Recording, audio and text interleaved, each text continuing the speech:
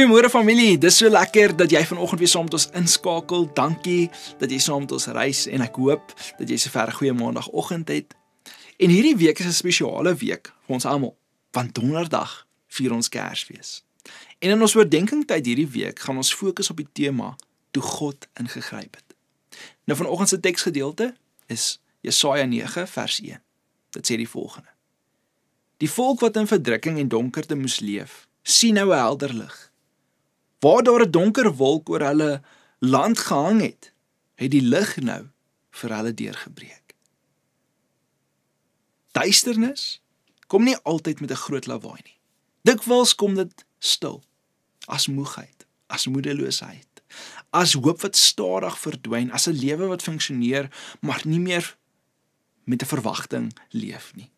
En mense leer om met minder lig te leef, nie omdat hulle geloof verloor het nie, maar omdat hulle lewe hulle geleer het om hulle verwagtinge so laag as moontlik te hou.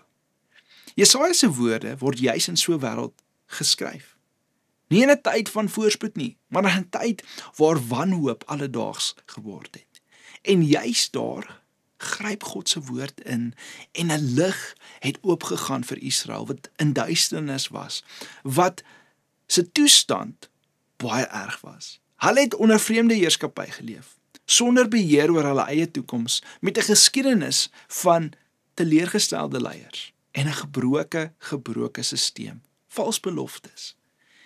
Die land van doodskade weer was nie net 'n simbool nie, dit was hulle alledaagse lewe. En Jesaja bring nie vir hulle 'n woord van troos of bemoediging vanuit homself nie. Hy verkondig 'n ingryping van God self, 'n nuwe beweging in die geskiedenis. Hierdie belofte kry vlees en bloed in die geboorte van Jesus. En die inkarnasie van Jesus wys vir ons hoe God werk. Nie deur die donker te ontken nie, maar deur binne in dit te stap. Jesus word gebore in 'n wêreld vol spanning, in armoede. Daar was onreg gewees. Hy kom nie om die werklikheid te versag nie, maar om te verander. En die lig waarvan Jesaja praat, is nie 'n optimistiese lig nie, dit is God se teenwoordigheid. En waar God se teenwoordigheid is, familie, daar verander die einde van die storie. Lig doen meer as om dinge mooier te laat lyk. Dit gee vir ons rigting. Dit wys waarheen ons beweeg.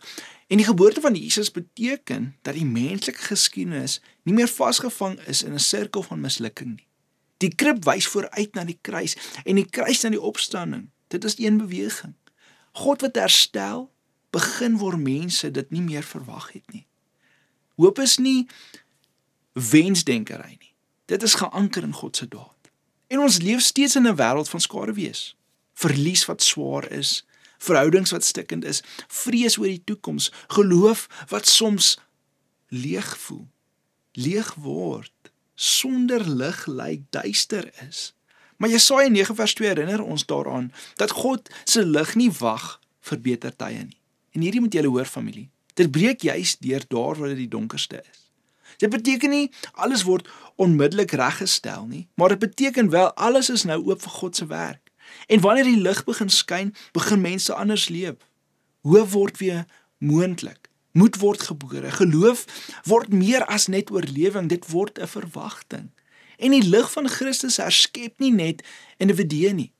Dit word gemeenskappe wat anders dink oor mag, oor liefde, oor gee, oor diensbaarheid. Familie waar die lig skyn, begin die wêreld stadig verander. En hierdie is groot vanoggend vir ons, want Jesaja 9 verklaar 'n waarheid wat Kersfees vir altyd gaan vasmaak. Die duister het nie die laaste woord nie. Die lig het helder begin skyn. En omdat dit waar is van ons, leef ons nie vasgevang in wat was nie, maar ons kyk met 'n verwagting na wat God besig is om te doen. Die nag, die duisternis, die donkerte gaan nie wen nie, want die lig het gekom en die lig het begin skyn en dit sal nie uitgedoof word nie. So familie, ek sien uit na hierdie week. Hierdie week gaan ons werklik fokus op Jesus.